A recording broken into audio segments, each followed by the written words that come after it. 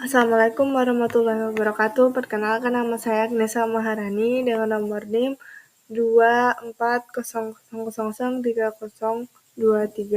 Di sini saya akan mereview jurnal Sastra Indonesia Kontemporer dengan judul Maraknya Platform Sastra Cyber Berdampak Terhadap Dunia Literasi di Indonesia. Yang pertama, latar belakang. Perkembangan teknologi digital telah menciptakan fenomena baru dalam dunia sastra, yaitu sastra cyber, sebuah jenis karya sastra yang diterbitkan dan diakses melalui media elektronik.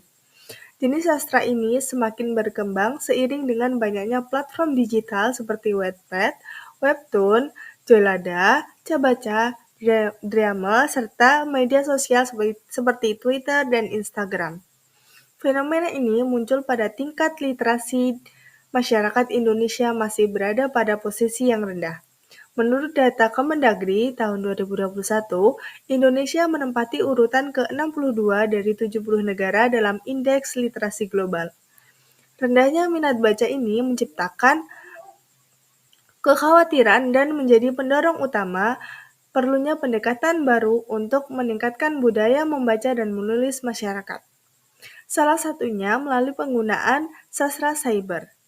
Platform sastra digital memiliki keunggulan dalam hal kemudahan akses, beragamnya genre, serta interaksi yang sederhana antara penulis dan pembaca, yang menjadikannya alat yang berpotensi untuk meningkatkan minat baca, terutama di kalangan remaja dan generasi muda. Yang kedua, ada teori. Yang pertama ada sastra cyber menurut Trisanti tahun 2020 dan Nugraha et al. Tahun 2020. Sastra cyber adalah jenis karya sastra yang disajikan di platform digital dalam berbagai format, melalui dari teks, digital, narasi interaktif, hingga seni visual. Bentuk sastra ini bersifat bebas, kreatif, dan mampu menjangkau lebih banyak pembaca melalui jaringan internet.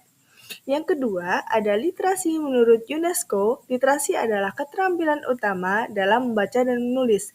Sementara itu, Deakin University atau biasa disebut GLO3 mendefinisikan literasi digital sebagai kemampuan untuk mengakses, memahami, mengevaluasi, dan menerapkan informasi melalui media digital secara efisien.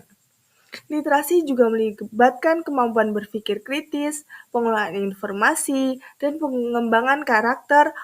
Oleh karena itu, sastra cyber sebagai contoh literasi digital dapat meningkatkan kemampuan literasi secara keseluruhan. Ketiga, ada tujuan penelitian.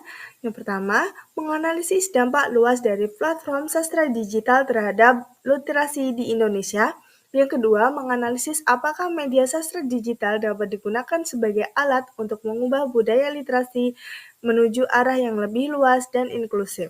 Yang ketiga, ada menilai sejauh mana platform ini dapat berfungsi sebagai pilihan yang efektif untuk meningkatkan minat baca dan menulis di kalangan masyarakat. Yang keempat, ada metode. Penelitian ini menerapkan pendekatan deskriptif kualitatif dengan metode pencatatan dan wawancara singkat.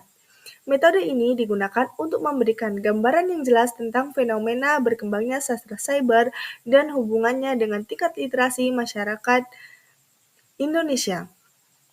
Data diambil melalui observasi pada berbagai platform sastra digital dan wawancara singkat lewat WhatsApp serta Instagram dengan para pengguna, baik sebagai penulis maupun pembaca. Informasi yang dikumpulkan mencakup semangat membaca dan menulis, serta pandangan mereka mengenai kemudahan dan daya tarik media sastra digital. Hasil dari pengumpulan data ini disajikan dengan format naratif deskriptif untuk mempermudah pemahaman serta penyimpulan. Yang kelima, ada hasil penelitian. Yang pertama, sastra cyber mampu meningkatkan minat baca dan tulis terutama di kalangan muda.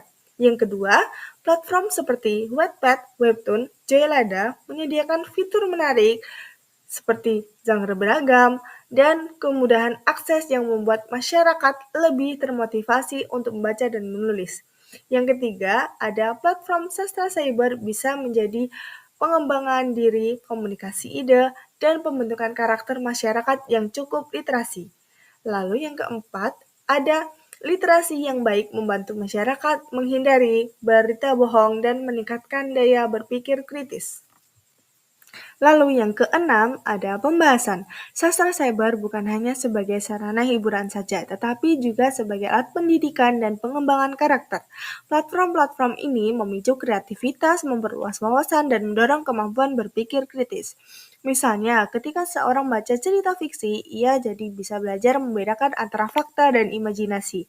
Literasi tidak hanya soal membaca buku tebal saja, tetapi juga soal kemampuan memahami informasi, memilah, dan menyaringnya. Dalam era hoaks dan banjir informasi seperti sekarang, kemampuan ini sangat penting. Namun, sastra cyber tetap punya tantangan seperti misalnya resiko plagiarisme, konten yang tidak sesuai dengan usia, dan kualitas karya yang kadang belum terakurasi dengan baik. Maka dibutuhkan pendampingan terutama bagi anak-anak dan remaja. Lalu yang terakhir ada penutup. Berkembangnya platform sastra digital jelas memberikan efek positif untuk meningkatkan budaya membaca di Indonesia. Adanya platform ini mendorong generasi muda untuk lebih aktif dalam menulis dan membaca, serta menuangkan gagasan kreatif melalui media yang mudah diakses dan dekat dengan aktivitas sehari-hari. Dengan banyaknya pilihan karya, desain yang menarik, serta kemudahan penggunaan aplikasi, masyarakat terutama kalangan muda mulai terbiasa dengan aktivitas baca dan tulis dalam format digital. Sastra kini tidak dilihat sebagai sesuatu yang kaku dan hanya terbatas pada buku fisik, tetapi telah berubah menjadi alat yang lebih luas, interaktif, dan menyenangkan. Apabila tren ini terus berlanjut dan didukung dengan literasi digital yang baik, maka budaya literasi di Indonesia akan mengalami peningkatan yang signifikan, yang akan berdampak pada kemampuan berpikir kritis, keterampilan dalam menyerap informasi, serta terbentuknya masyarakat yang lebih berkarakter, kreatif, dan tidak mudah terpengaruh oleh hoaks atau disinformasi di era digital. Sekian review jurnal dari saya, Agnes Maharani. Terima kasih. Wassalamualaikum warahmatullahi wabarakatuh.